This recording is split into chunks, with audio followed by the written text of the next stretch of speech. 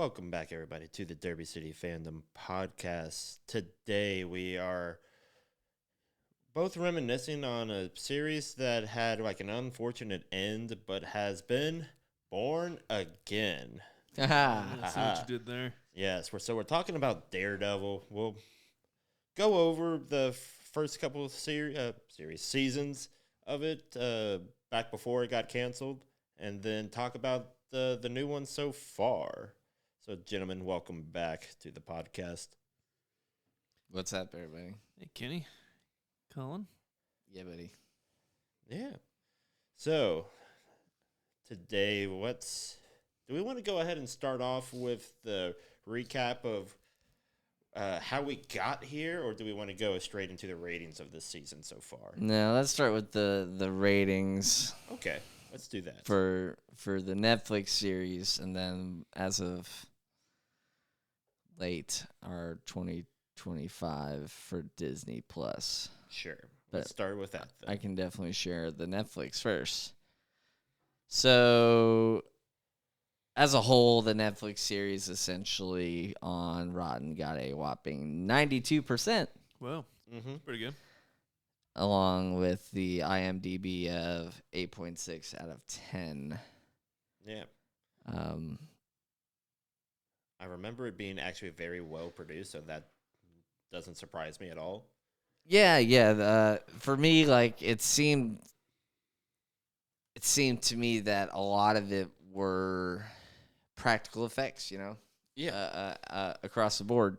Obviously there were some, like CGI. There's definitely some effects for sure, but like as a whole, like most of it was practical. Like it was either the actor Charlie Cox, that's his name, right? Yeah, Yes. Charlie Cox, who did the stunts, or he had a stunt double. Mm-hmm. So a lot of that was done in house, and so I respect that as a whole. Yeah. Like that's freaking awesome. That's super freaking cool. Mm-hmm. Like especially that in that first season where he freaking throws a microwave at the dude like that. That was a door was knocked down and then freaking a microwave thrown. Like that was super cool. And actually, funny enough, I saw a reel where like when he was doing autographs back in the day, he actually has signed several microwaves for for an autograph. Like true story. That is a fantastic little bit. But I remember the microwave toss. That was honestly more hilarious and practical than had any reason to be. But to go off of your practical effects thing, that's to be expected when your hero vigilante character has no powers and he's not like Bruce Wayne's level of like rich. So he doesn't have like, technology that, at times can borderline magic. Well, he has heightened sensitivity. Senses. Right? Sure, Yeah, senses, but he's not shooting lasers out of his eyes. I know. Fair enough. No, his senses are just more heightened, and obviously, his dad was a boxer, and we'll get into all that. Oh yeah. But yeah, y'all want to talk about the Disney score, or you want to talk about the Netflix series first? I will leave that up to Jake. I say we move on to Disney. Okay. I came here to talk about Born Again. So. Well, we're definitely going to talk about both. So the Disney's scores were for Rotten 87% right now, and 8.6 out of 10. Yeah, more of the same. I like it. I will say that I like where they've gone with it, because even more so, I think in this Born Again series that they rely so heavily on just the sounds of New York. Like New York is its own character here. Yes, 100%. So you feel like you're in New York, and then you're just like hear like the heightened senses. Wow, Words that are hard. right that Murdoch has, that Daredevil has, and how he just kind of interacts with everything around him. Mm-hmm. So Yeah, I've come to really appreciate and enjoy the series and the shows that are a little bit more micro sure, in their world. Like it's a little more street level. It's more focused on this, New York and the city and his individual storyline, fighting local crime and all that. Sure. I've come to really appreciate shows that do that. There was a couple other like Hawkeye was kind of like that. And Now, to kind of go off of that a little bit, they do make mention of a couple of things that, there is a wider Marvel world happening around them. They, for the first time since Secret Invasion, they have brought up the Skrull. Yeah. They have. Oh God! Yeah. So there's more. There's more, but it's like it's a throwaway line. They treat it like a throwaway line, but it's just like this is like the first confirmed mention that Secret Invasion happened. It's kind of a joke, right? I think it's a joke. Well, they play it off as in a the joke, context, but in the context, it was like a serious like legal thing. It's like, could it have been somebody else that happens to be able to shapeshift? Yeah. Like that's something they now have to consider. And they just play it off. It's like, no. There's no way it could have happened. I in one hand, Secret Invasion to me was, like I mentioned in that particular podcast, it just, God bless them, so just the fuck. But I did appreciate the fact that was brought up. They acknowledged that it happened, and it got brought up quicker than the Celestial in the middle of the ocean did. I don't mind them bringing it up, right? I don't mind them in the context, like joking about it and throwing it into like some lines and sure. So I don't mind them mentioning that stuff, but but it's, it's the mentions that's like okay. They also acknowledge that Echo happened. Yes. Like that's a big part of this trauma too, because he got shot in the face. But they also kind of bring up Spider-Man, how he's also like another one of the 27 heroes that happen to like live in New York at any given moment. And then we also get some. You got Miss Marvel kind of tied too. Yeah, we got Miss Marvel. Hold on, wait a minute. Hold on. Pause. Not pause, but slow down. Slow down. Before we get into that. Okay. Did you all notice that in the courtroom scene, he was mentioning some officers that filed complaints, and he threw out the name Morales. Yep. Frank Morales, Miles Morales' father, who was a cop. Yep. Yeah. So that was freaking cool. So they're acknowledging once again that potentially down the road, universes could collide. No, we get a live action Miles Morales. But I'm pretty sure, though, no, not pretty sure. I'm positive that the rights with Sony and all that, they can do with Spider-Man and shit, they can do movies, but they not can TV do movies, series. But it boils down to distribution rights, which is what Sony has. No, well, yeah, sure. But, like, in regards to movies and TVs, there's a little thing that they can't do. Sure. They can only do movies now. But further down the road, they'll be able to bring that into a TV series. But right now, they can't do movies, so that's why Spider-Man. Something in the contract. I got you. Some clause. There's. I'm almost positive. I am positive. I just don't know how to use verbiage. But moving on to Miss Marvel. So obviously, in the latest episode, we meet her dad. I'm drawing a blank on his name. Yusuf? Yes. Khan, right. Khan. Yeah. So that whole sequence in the bank robbery and all that. I enjoyed that. That was actually kind of a fun ride where he's. It took me a second to connect to that who he was. Well, until they started talking, I was like, "Oh, you're." It's like at first, I didn't talking know about Jersey, and I'm just like, where are they going with this? At first, and he's just some banker. Kamala, and it's like, oh, okay, this makes sense now. Yeah. And towards the whole robbery essentially was over something that was in a safety deposit box, and then they get inside it and they find a jewel, and then that jewel, Matt Murdock ends up taking, and then they kind of split ways, and he comes back to the bank and slips it essentially into his like little candy bowl, and he realizes that like at the very end, like picks it out. That the yellow thing that he tossed to the robbers. It's orange. Well, it is butterscotch colored. Yeah, Is whatever. What it is. So y'all know where I'm going with this. It looked like a stone. An Infinity Infinity Stone. Yes. Oh, I didn't connect that. It could have been. Well, that's what they allude to because it's a yellow diamond. Yellow being mind and or soul. I don't. It would be the soul. Are you for real? Is that what they're going? They're going back No. to Infinity Stones? No, nothing about no, this is but official. This is all. It's symbolic. Is what Okay. It is. But I do like that theory a lot. I really do like that theory. Why? Do you want them to go back to Infinity Stones? Well, I They're mean, not gone. They're just back to their. I don't know. Correct. You know what I mean. their You know original what I mean. place, but like, so I like if down the road, we're talking about like multiverses freaking colliding and that kind of shit. So like somebody going back in time and doing like a heist per se, a time heist. Well, they already did that. They That's already how they did a time collected heist, them but to they already, begin with. but Captain America took the stones back, right? Sure, yeah. So what's preventing somebody down the road going and just stealing a stone just for shits and gigs?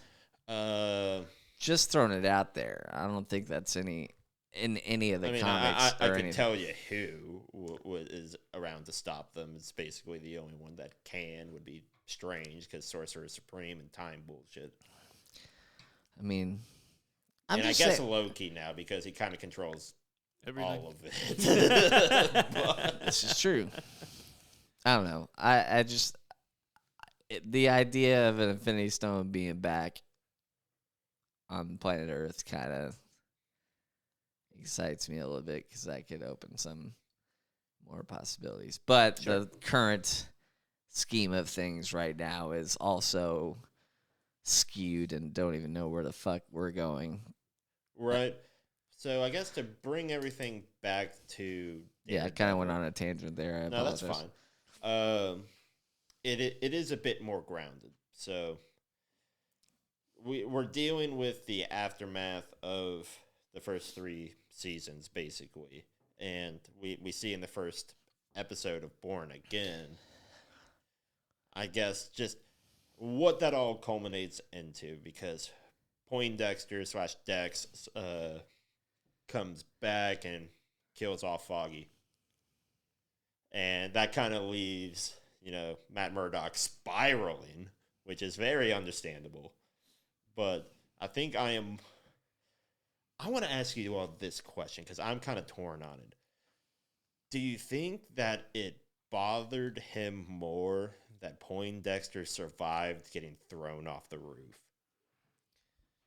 I don't know. Compared to Foggy dying? Well, no, because he tried to kill a guy. He by tried throwing him off a roof. Oh, so you're saying he's like with several stab wounds on top of that. Go ahead, Jake. I'll You jump saying in like there. he's disappointed himself for trying to kill him? A little bit, but I think he's more because we see it in a later episode when we meet back up with the Punisher with Frank Castle. Yeah. But I mean, we see him just kind of lose it for a moment, and then after that moment, we get a time skip, and he hasn't done anything Daredevil related for like what, a year and a half or so. Year. Yeah. I personally kind of like it because that's Daredevil's character, and even the comic books, Mm-hmm. he's like he's like the Catholic superhero because it's like the inner battle between good and evil, and you know what I mean. Yeah. It's like him saying like, "Oh man, I really screwed up." Because he's not really out. His character for the most part, like he doesn't really want to kill. It kind of reminds me of Batman. Like he doesn't want to use guns and kill people. He's just trying to be a vigilante and prevent bad things from happening to innocent people and kind of fighting for the little guy. But there's always like there's this side to his character that's like this inner battle for good versus evil and moral versus immoral and decision makings and like sinfulness. So I kind of liked it. But Sure. I don't know. Disagree, Kyle? No, I'll probably even add on to it a little bit. In 2 parts, really. So yeah, like it really is a combination of battling between Matt Murdock, the Catholic, good old Catholic boy, and trying to be the one to like uphold the law, if you will, and then go about justice, criminal justice, that route. And I think that molds over, however you want to use that phrase, into Daredevil himself, because like you said, he doesn't use guns or anything like Batman, and he's basically just kind of more so injure these criminals essentially, or basically just put them out of commission essentially and put them in jail, and so that justice can be done upon them, Yeah. And so this is where my second thought comes in.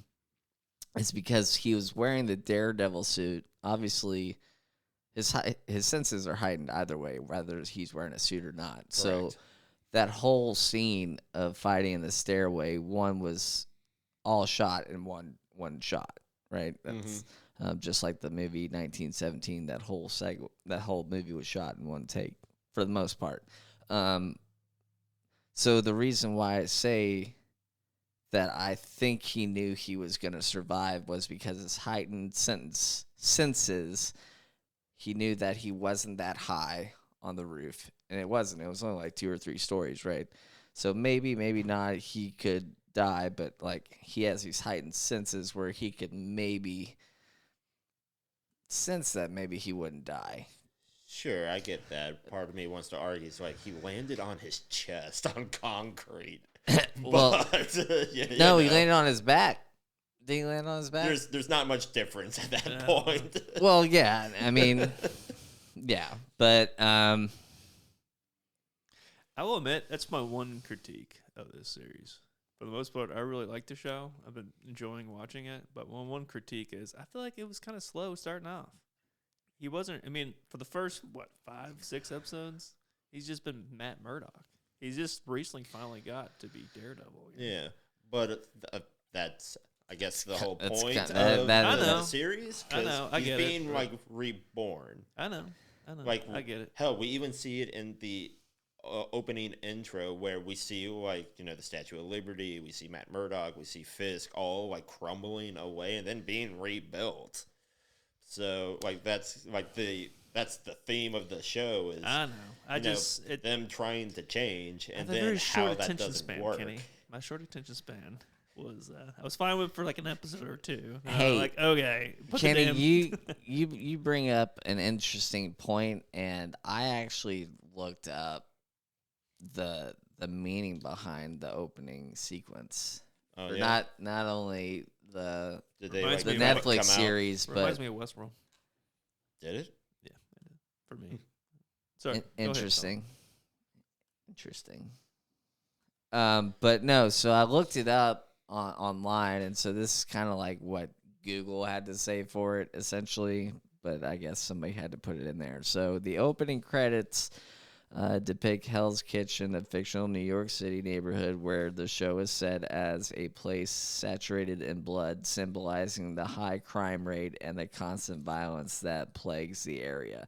Mm-hmm. As the credits progress, the blood coalesces to form the upper half of Daredevil's silhouette, suggesting that he is a product of the violence and chaos in Hell's Kitchen. So that's more, I guess, related to the Netflix opening. Yeah. But the origins of the character. Like watching I enjoy it. Like I watch it every single time.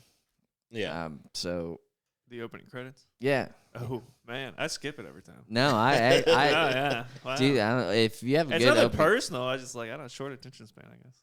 You just want to get to the actual plot instead of dude, no, like for me, like all of this is why I'm here doing this shit with you all, is because this is stuff that I want to talk about. This is the shit I enjoy. Like this is entertainment for me. I want to be in the experience. So like, pretty much from start to finish, I'm gonna do it. Like even if there's a post credit scene and a post credit scene, like I'm gonna fucking go into that shit. Like I'm here for the experience. No, there has not been. Didn't even let him finish his thought. No, it's that no, I enjoy it so far. So unless they fucking somehow ruin it They in the cancel it future, again. or they can't. There's no way. No, I'm pretty sure like They're already already re-upped for a second season. At right. And least. so Miss Marvel will show up here soon. No, not Miss Marvel. Captain Marvel. I meant to say Captain Marvel will show up here soon. yeah, Ruin the whole so thing. They'll it's start dancing and singing together. Well, problem is like that's been so like detached from my brain. Now I have to be like, okay, so which one is Kamala Khan at this point? I know, I get them mixed up. She's She's Miss a Marvel. I'll say that, and then everybody can be like, well, which one is like yes. Anyways, wow. No, I mean, opening sequence for me is great. The show so far has been fun. I look forward to the remainder of this season. Do we know how many episodes are there this season? 9. I think as of recording to date this, I believe there are 2 more episodes left. 3. Or 3. Favorite character so far, Colin? Favorite character so far? In Born Again or the Netflix series? No, Born Again. Born Again?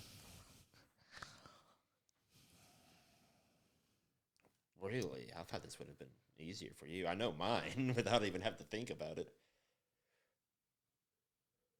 Skip. Somebody else Okay, go. I'll go ahead then. I hadn't really thought about it. I adore Fisk. Like his character is just so good. Yeah, they cast him so well. He's great, perfect man. guy. I mean, I gotta go with my boy Matt Murdock, but Sure. Fisk, he's one of the highlights of the show for sure. Oh, for sure. And it's so much fun to watch it. Like, I'm very intrigued with what's going on in his plot line. He like won the, I don't know, like he's mayor now. Sure. I'm interested, man. It's just one of those things because minus the massive intelligence difference, he has kind of the same plot line that like Lex Luthor does, where Lex Luthor eventually becomes the president of the United States. Mm-hmm. And so we see like these like super rich thug style people like just go into politics, and then like, okay, now not only do they have their criminal background that's still there and they can't really escape from, now they have access to everything in the government. So that's always a lovely thought. Now, and I love their scene when they're at the diner together, Matt Murdock and Fisk. They're chatting. They're like, "Hey, it's like I'm watching you." It's like I'm watching you. Yeah, it's like all of the blind puns are great, but that particular scene in general, I don't remember the line verbatim, but he's just like, "I can't say I'm terribly pleased to have seen you again." I just love it because you can tell that they hate each other and they're enemies. But there's deep down, there's a small part like, hey, we have such a long history. They're like, it's good to see you.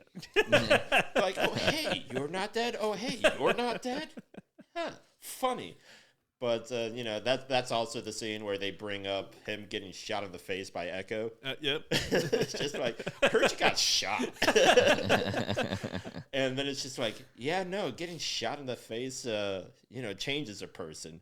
And I'll use that to kind of, I guess, segue to the overarching plot. Both of these characters are trying to change, and it's happening parallel to each other, and to the point where both of them kind of fall back to their old habits in the same episode at the same time, but in separate places, I thought that was well written. That's just very well done. Yeah, I agree with you. To answer your question, oh yeah, I forgot. That's your question. So for me, I'm gonna start with the Netflix series. So for me, it would have to be the detective that they work with. I forget what his name is. Clark? No, I do like him. I do like Cherry and Born Again. No, I'm talking about the African American detective who works his way up. He starts as like a lieutenant, then he eventually becomes the detective. I think he's a detective, or maybe he's just a lieutenant the entire time. Either way. Okay. But he's one of the good cops, not the one that's been corrupt by Fisk. But also Foggy too. But in the Born Again, obviously I'm gonna have to go with the Punisher. What you've seen of Castle so far? Yeah. I mean, dude, I've been disappointed in him, but go ahead. John Bernthal, like he plays that character so damn well. And just anytime there's dialogue between him and Matt Murdock or Daredevil, you can just feel the energy. You can see you can feel the passion in the room. Like, they both have shit like traumas in their past, obviously, and so that is not only represented physically between them two when they fight, but you can also see the emotion when there's dialogue, and he portrays that so well as Charlie Cox too. God, dude, I would freaking lose my shit if I was just the camera guy filming that scene, any of those scenes with him. So anytime they're in the room together, I'm just all right, buckle up. Shit's about to fucking. See, that's why I'm disappointed. I wanted to see more of them. I was hoping to see more.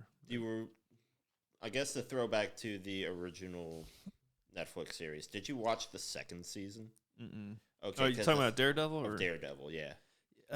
Yeah, I watched all the day. seasons back in the day. Okay. But for this purposes, I just did one of those recap YouTube videos because catch up on the plot lines. The energy they share is more or less the same from back then, where it's clear that these people are just, opposite sides of the coin.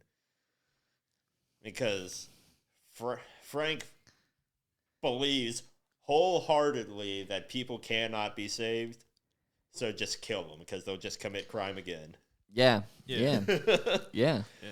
And Daredevil, while he'll beat the shit out of you, break a couple legs, he'll use that pain and trauma to try to encourage you to be a better citizen, I suppose. Yeah. But no murder. Yeah, that's not the Punisher. That's not the Punisher at all. He's definitely out for revenge and vengeance, and but you get any means necessary. Sure. But what it boils down to is that they often find themselves just arguing their philosophy to each other constantly. And I know the more it's that great. The more that you see it, the more that it happens, you want to side with Daredevil. But Castle always brings up a very good argument every time they go at it. Yeah, anytime. Yeah, no, 100%. I know we're all, generally speaking, we're supposed to be on the side of Daredevil and defeat crime and all that shit. Yeah. But uphold the law and all that. Yeah, but at the same time, there are times where I'm cheering for the Punisher.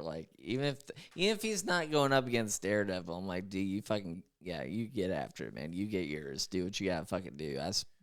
Sometimes you just have to press that big red button. Sure. Yeah. Do you and speaking of kind of chemistry, so Matt Murdock and Karen, they kind of have a back and forth chemistry. They date for half a second, but there was some chemistry going on between Frank and Karen too for a quarter of a second. Did you all notice that? So yeah. Ish. But when they're in that diner scene and she's talking about her relationship between her and Matt Murdock and all that, and how she doesn't know what she wants to do, and she doesn't really want to do it anymore. And then Frank has that dialogue of dude, you have it fucking made. I would give what I would give to be in your shoes right now, to feel that. I don't know if I want to be with this person. I physically cannot be with my wife or kid right now because they are dead. You remember that? Oh yeah, they are very dead. Yeah, moments like that where the dialogue, it just kicks in and holy shit, dude, right on. I don't know. But to pull it back to Born Again, their interactions, is one of the better ones, I think, just in between like characters going like discussing plot lines with each other, Yeah. I guess. But he's like the fun thing about Punisher as a character is that he doesn't like the cops at all. He's very anti-cop in the comics. And even he's just like, oh God, why do people like, view me as like an idol for justice? Like I just want to, fix crime in the most efficient way possible. Like one gun casing at a time, and then we see him just like shit talk like his fanboys, he calls them, which happen to be like all of the bad eggs in the police department. Yeah. Yeah, dude, I freaking love it, man. It's freaking great. Think we're gonna see him again? Yeah, Frank? Oh yeah. yeah. He's still around. He's still around for sure. We'll definitely see him probably a few more times this season in Born Again. Think we'll see another cameo? Think anybody else will pop up by the end of the season? Maybe not in this season, but Elektra is still alive, kind of, sort of. So she might just kind of magically pop up in a later series because she got like Lazarus pitted. So right, so that's kind of one of the things I wanted to talk about too. Was basically Elektra's plot line, storyline. Yeah. From the Netflix series, because correct me if I'm wrong, Kenny, but her relationship with the Hand was just not accurate to me in the series, right? Yeah, it's a little off. Like I think by the end of it, they end up thinking that she's like the reincarnation of like whatever idol they worship. Yeah. Right? Something to that effect. Yeah, so she worked for the Hand. Yeah. But in the series, it seemed like she was working alongside Stick that entire time. Yes. To infiltrate the Hand. Yeah. Again, that comes into like the weird. But then she dies. But only sort of. But then the next time we see her, she's in a sarcophagus. Yeah. So and then it seemed like we see her die in a particular episode, and then we see her come back to life, or it's like, oh, like very much like Monty Python, I got better kind of moment, and yeah, then she ends up dying again. So it's just like it's just. And then we see her in the sarcophagus. I'm very confused because obviously Daredevil and her have a relationship. They have a history. Mm-hmm. And that's fine, whatever. I don't really care about it, to be honest with you. I'd rather they focus more so on him and Karen. Sure, that was a plot line of season 2. We're in season 4 now, so we've had time to adjust. We're bouncing all over the fucking place, and it's just, my God. Yeah, well, that's what happens when you cancel your series. But like Born Again is its own show, but in a way, it's an extension of the series. Yeah. Now, because they brought back, for the most part, all of the characters or the actors from the other show, and they had to. Yeah. Like, there's no way they'd be able to just like only bring Charlie Cox and then recast everybody else. Like I don't know. Like the chemistry, I feel like would not be the same. Yeah, it's a matter of getting the actors and actresses themselves on board. And I think they just overall, the actors themselves, they just enjoy the show and they have good chemistry and everything. And so that's probably why they're all like, yeah, I'll come back for Born Again for sure. Yeah. Now, so you think at some point Elektra's going to show up? Probably. Maybe not this season. It wouldn't make sense. I'm talking this season. No. End of the season. Not Elektra, but any other big cameos. Any other big cameos? I could see the Punisher, but that's about it. So you think Punisher, the Punisher will show up again? I could believe who that. knows? We might see like Tom Holland just kind of like casually walk it through the frame. There's another Spider-Man Nobody movie would coming. know who he is because of that's a good point. because of the spell. That's a good point. So it'd be Heard it here first. entirely possible They that we can't just do it. see him. Sony rights. They got a movie coming Yeah. up though.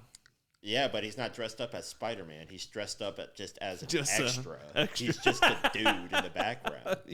So That's how you he's, get around he's just it. a rando dude. Just a random guy that happens to buying look like pizza Tom or Holland. something. He Yeah. just He's not Peter Parker. yeah.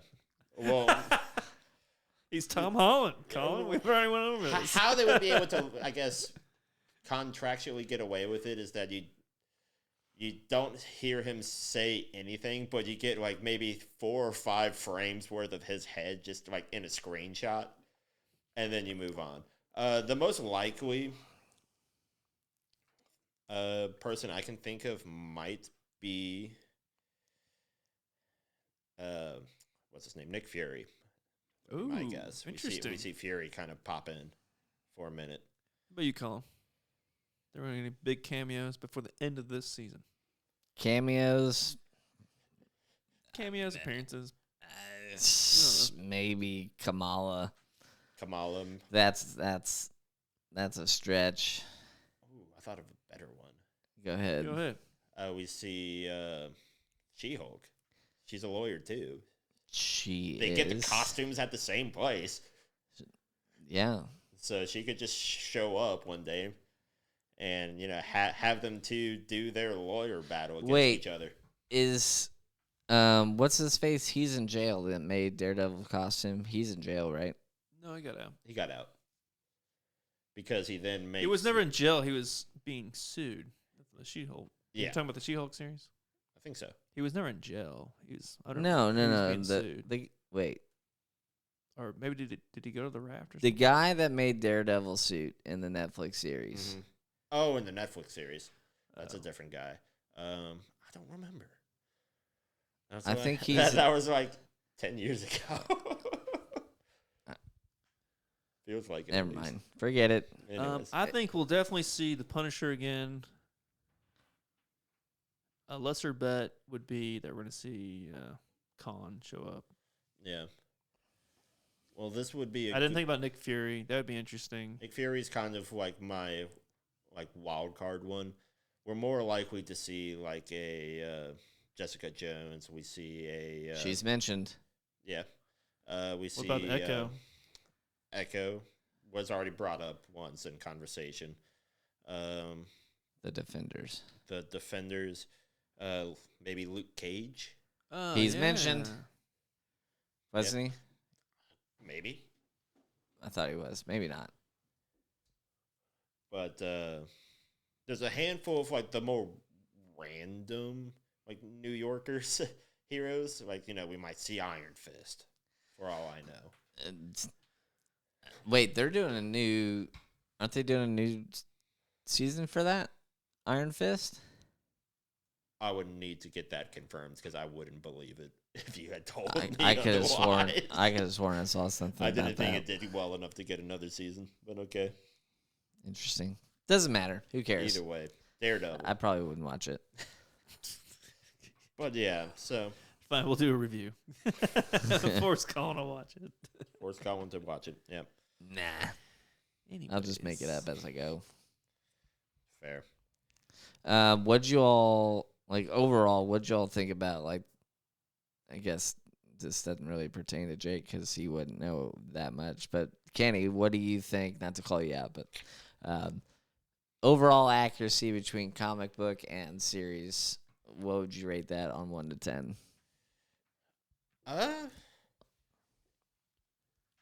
No, admittedly, it's been a minute since I've even like looked or have thought about the 1986 Born Again line, where this series gets its name from. They pull a lot of the themes from that one, and if my memory serves me correct from what I was looking at, they also pull from like a 1994 line called The Guardian. Yeah. Daredevil I know, Guardian. yeah, I know what you're talking about. So from there, we're following, I guess, the natural progression of his character because Daredevil does walk the line between, his lawyer persona and then I guess the Daredevil persona, whichever one you want to say is more in control. You can debate that as much as you want. Like which one is more prevalent? Like what's the more dominant personality kind of thing. I'm not a huge fan of like all of the legal bits of the show, but it makes his character more accurate. Yeah. So, in a roundabout way, I'm going to say it's about a 7. Interesting. Okay. I guess for me, Daredevil, both series alike, I would collectively give it a 6.5. It's fairly accurate, but like if you're thinking in context of, like courtroom scenes, like no, that would never happen in a realistic courtroom. Like objections here, those kind of things. Like that kind of shit really isn't realistic, and you can pick up on that even if you've never been in a courtroom in your entire life. Like you can tell, like there's no way that would ever happen. Like that doesn't for sure. fly. But in terms of like character development, I can see like all the traumas and shit that they go through for the most part for those characters in relation to the comics. I would say it's fairly accurate, but at the same time, they have to do their own kind of storyline too and combine stories in that kind of direction. Sure. That kind of direction. So yeah, like 6.5, maybe 6.9 for me, I guess. Out of 7, it's pretty good. No, out of 10. Out of 7. Asshole. Anyways, Jake, what do you think?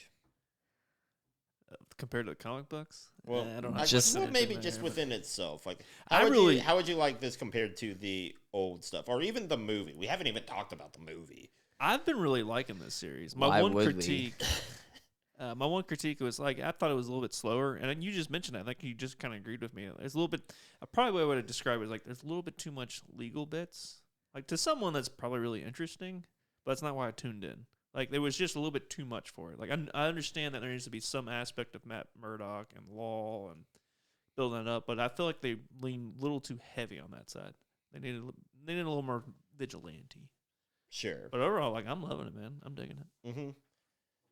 I think that's definitely where we're going to see. It's hard to beat. Sorry to interrupt you, but it's hard to beat because the Fisk is so good in this. The whole plot with him being the mayor is awesome.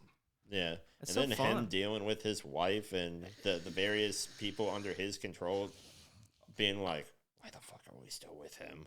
Like, he's the mayor now. Like, our business is going down the drain. Like, what are we doing? I'm intrigued, man. So, I'm intrigued with all right, all that. I kind of want to touch a little bit on that, just Okay, for a second. Like Luca coming to Vanessa, like I kind of get that. Like she pretty much held the fort together, if you will, while he was off in La La Land. I get that, but at the same time, since he's mayor and doing what he's got to do and playing like the political schemes, being a political figure and going about it in the public eye, but in kind of like the background doing his mischievous kind of shit. I agree with you. I'm all about Fisk's everything. I'm loving it. I'm kind of getting bored of Vanessa. Yeah, I can see it. It's just not like in this Netflix series. It was fine, but in this, I'm getting bored of her. I kind of want her to just get killed, honestly, and then that'll just drive Fisk up a wall, and so we get to see more of his psycho-ness. Yeah. Well, we see that old anger and that old rage kind of bubble back up. Basically, at the same time that we see Daredevil go beat the crap out of Muse. Oh yeah, how we forget about Muse? Dude's a freak, man. Yeah, I fucking love it. Part of me wants to know like the actual science behind like how tough it is to actually remove epoxy and blood mixed together, but that's going to make me sound like a serial killer. You can't use a power washer. I promise you that. Fair enough. But with I've only experienced that with a power washer and epoxy, never epoxy and That was blood. Colin's favorite scene. Was the city worker was talking to the mayor like, "Oh, how to go buy a special Special power equipment, yeah. I had The to- PSI on this power washer we have was I had to only use a 50-50 mix. Yeah. That's just so real for a guy that admitted that he had been doing this for 35 years. Like, this is what he knows. It's his passion. And Fisk is just like, I don't care. Tell me what I need to know. Get to the point." I can relate. Uh, I can definitely relate. Either way. So how do you all interpret the story arc of the White Tiger? Interpret? Yeah, like how would you all kind of describe that? So I'm gonna jump in here, Jake. So the way I see it is the White Tiger obviously is just another vigilante, but no superhuman powers or anything to that effect. Mm-hmm. He's just a man in a mask, essentially, just trying to protect the little guy, as Tom Holland would say. And going about it the way he does, like I get it, and especially in that neighborhood, I support him wanting to do it, but trying to hide his identity and would rather go to jail. That's dumb. Right? That's essentially what that case was about, was he was trying to hide his identity. But then they brought it to fruition, and so that kind of saved him in a way, but then eventually that's what got him killed. Yep. Not ironically, just by the Punisher. Not the Punisher. One of the It was a copycats. guy that was wearing the Punisher symbol. A fanboy, some might even say. Oh, was that? Did I miss that part? Okay. Yeah, because That's why Matt went to go visit Yeah, him. because that's why Matt went to go visit him, because Frank's just like, I didn't do it. One of my weird fanboys did. Oh, yeah. Okay, now it's all coming together. Yeah. Yeah, I put the White Tiger up there with kind of Colin's remarks about Vanessa. I was like, I didn't really. I mean, like, I don't want to say I didn't care. Like, it was fine, but I was more intrigued with what Matt Murdock and Daredevil was doing. Sure. So it was just kind of a side plot. And I agree with you there, but to me, it felt like just another way to just increase the amount of trauma that Matt Murdock has been trying to already process throughout the entire series. Like, he feels guilty about Foggy, and now he's got the White Tiger's death basically on his hand. Like, yeah, sure, legally he's free and innocent, but then the guy dies 24 hours later. Yeah. So that doesn't sit well with him. And then You had like the scene when he was beating up those corrupt cops, though. Very good. And I like how Powell, the main corrupt cop that we've been dealing with, interacts with Matt Murdock each time, because he doesn't want to admit that he got his ass beat by a blind guy, but he also doesn't recognize that Murdock is, the Daredevil and is able to interact, because nobody would ever believe him that, the guy that's actually blind just kicked his ass. When they had guns. Yeah, the way he freaking suplexes him into the ground, like his freaking body just falls into an accordion on his fucking spine. Like, that was fucking gnarly. They kind of fast forward pretty quick to that courthouse scene where they bumped into each other in the hallway. Yeah. I was like, dude, I remember you got I thought you had broken bones and stuff. You know what I mean? Like, after watching the fight scene, I was like, this guy, I don't know if he's dead or what, but But then they kind of quickly fast forward, and he's like, yeah, he's walking around the courthouse. Yeah, I he was like, just what the had, heck? I thought you like Yeah, had a that- snapped he leg or kind something. of had like a black eye or like a Yeah, he had a bit of a black eye. I was like, but what? What? like, Like, they're- didn't he break one of them like leg and arms or something? I was like, what do you? What's going on here? yeah, no, that's what I was saying. Like a fucking accordion, like that would break your body in half. You'd have to be for in somebody that probably has multiple concussions, a black eye, and potentially a broken limb. Yeah. His turnaround is phenomenal. It's like, all right, see you, buddy. I'll see you in the courtroom tomorrow. But I maybe gotta say maybe the dude's a scroll and he can fucking heal fast. it's entirely possible. I find it. I really liked it later when Daredevil was going through like the Muse like hideout spot, Yeah. and he just chucks his weapon, hits Pal square in the head, and he just folds like Yeah, he just goes yeah. down. Like I got a good chuckle out of that. Just like this poor guy at this point. It's like, yeah, he's a shithead, but he's just a jobber. Like, That's He good. just falls over. That's good stuff. Oh gosh. What do y'all think of? What do y'all think about? What do y'all think about Heather for one, and two? What do y'all think about when? What's his name? Caleb or no? What's Muse's name? Bastion. Bastion, right? Oh, Caleb. Where the fuck did come up with that? I don't know. So, two parts. Okay. What do y'all think about Vanessa? Heather, and Which one's Heather? Is that Daredevil's? that's his squeeze. So, what do y'all think about their relationship, and what do you think about the scene between Bastion and her when they're doing their little psychology shit? Oh, like, I'm fine. It's just part of the plot. I don't know. I didn't Sure. read too much into it, I guess. I find it very humorous that whether Heather knows it or not, that Does she know? No, that Murdoch also has kind of like a deep past with Fisk and Vanessa as well, and she's just approaching it from like her professional side of things, being a psychiatrist. Yeah. And you get kind of like glimpses of it here and there because, you know, Charlie Cox just kind of like laughs it off. It's like, oh yeah, I've dealt with Fisk before. You know, I'm a lawyer. Of course I have.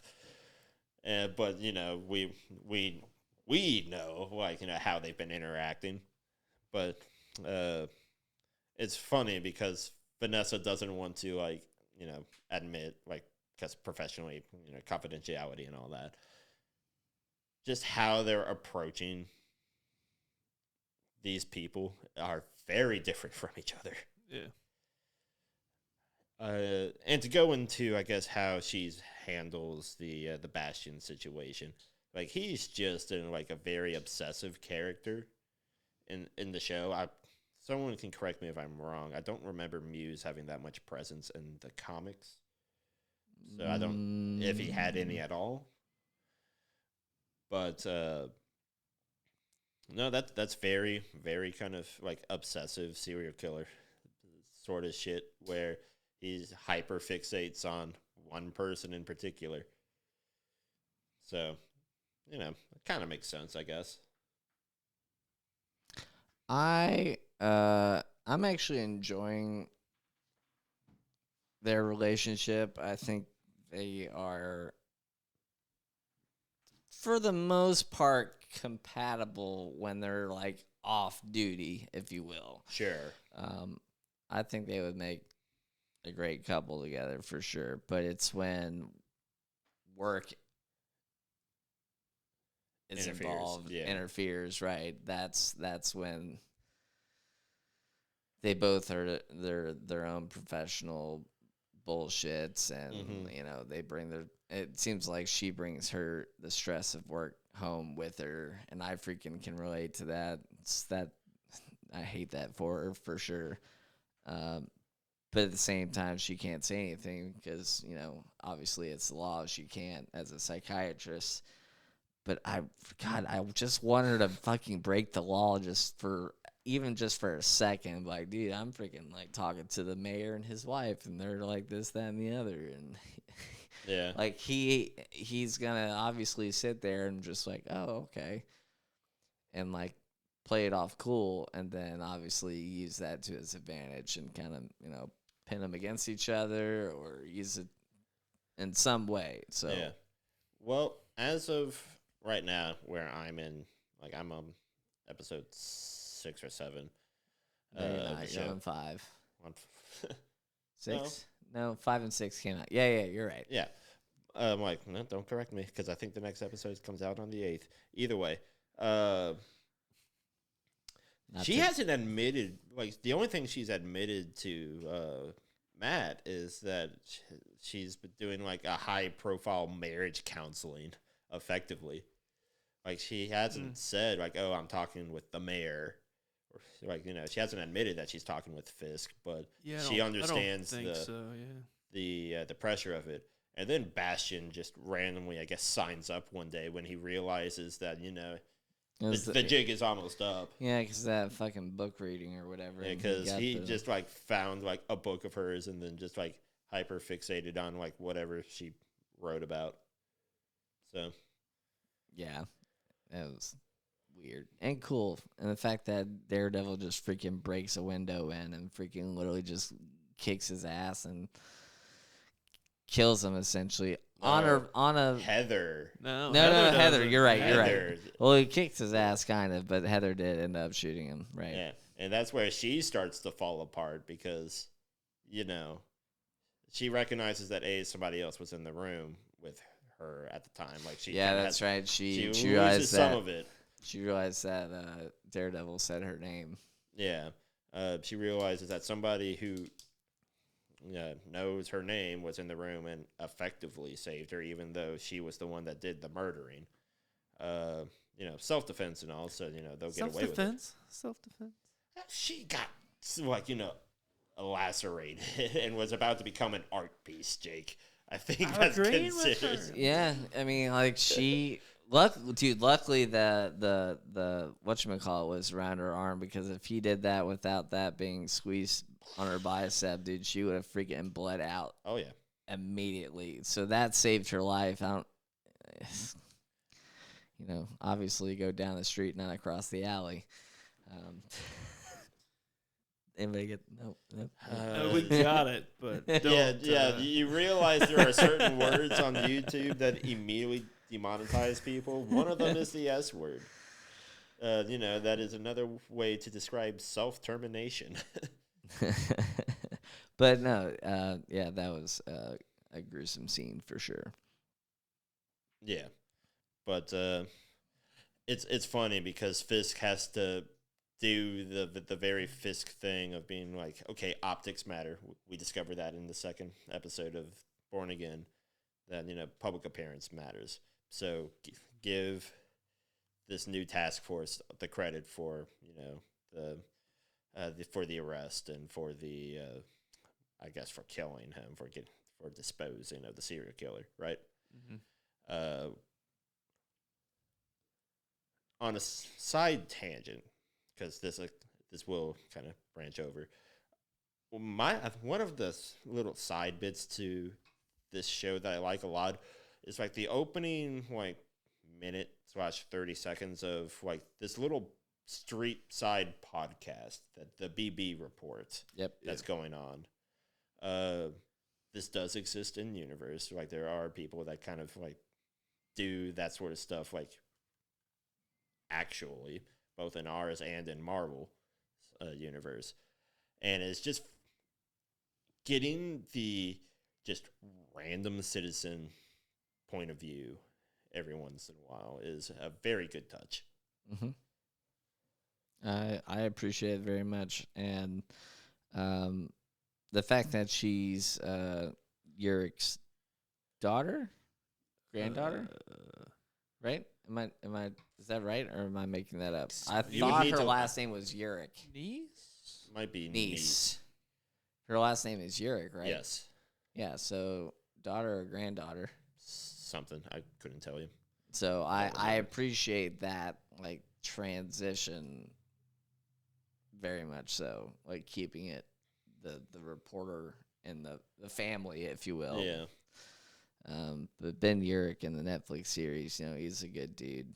And then his boss was we don't know an yet. asshole. She's assumed. People think she's Ben's niece.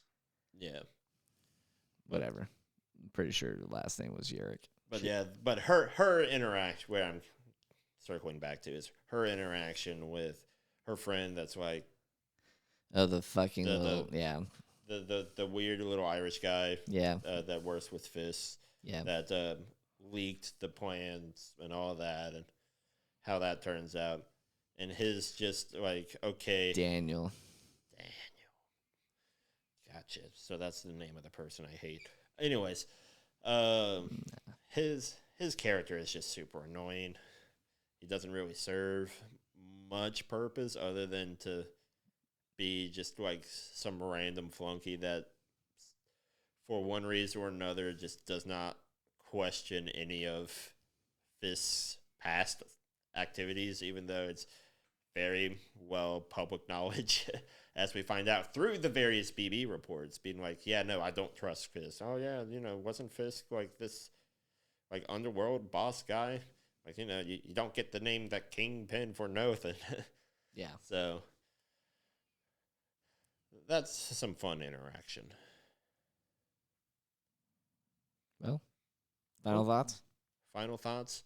Well, we still got a couple more episodes to go, but I don't see them fumbling the bag because they've done well so far. Yeah, I think we're in for a fun ride for the last few episodes. I am glad that, first off, they've come back to this just at all, because this is one of the more like weirdly grounded Marvel series. Like, it's a lot more like relatable than, I don't know, Loki was, because as of right now, Loki is the other Marvel series that I can think of that has been like this well received. That has had multiple seasons, for the record. Yeah. Like,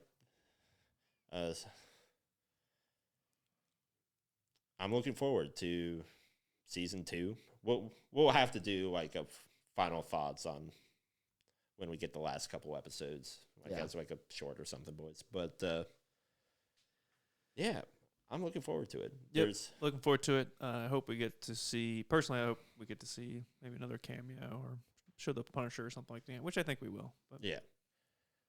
Yeah. I mean, y'all pretty much stole the words right out of my mouth. I'm looking forward to season 2, obviously. Hopefully see some cameos. Basically, I'm kind of curious about this character. What's his name? Buck. Who's Buck? basically like Buck Cashman. Yeah, he's basically kind of taking the role of Wesley for Kingpin, I guess. So I'm looking forward to kind of seeing like his character development and see if he becomes the Wesley of this new series, essentially. See how, because Wesley for me wasn't. I enjoyed his character. He's an asshole, obviously, but he's he's Buck an entertaining. Buck is fun because he's calm and collected, right, compared to everybody else. Yeah, and obviously Kingpin has something on him. He has to have something on him, otherwise he wouldn't be doing it. There's no way that he's that fucking loyal. But anyway, yeah, like y'all said, I'm not gonna go much further than what's already said. So, Jake, where can people find us? You can find us on YouTube and Facebook and Instagram and anywhere you can download your podcast. Yep. See, I'm getting better at this. Yeah. Man. We might have to Damn, start. I'm actually proud. Okay. We may have to let him open an episode sometime, Kenny. We tried that. It ended poorly. The people don't want that. Give the people what they want. All right. Well, thank you, everybody, and we'll see you next time. Deuces. Deuces. Bye, everybody.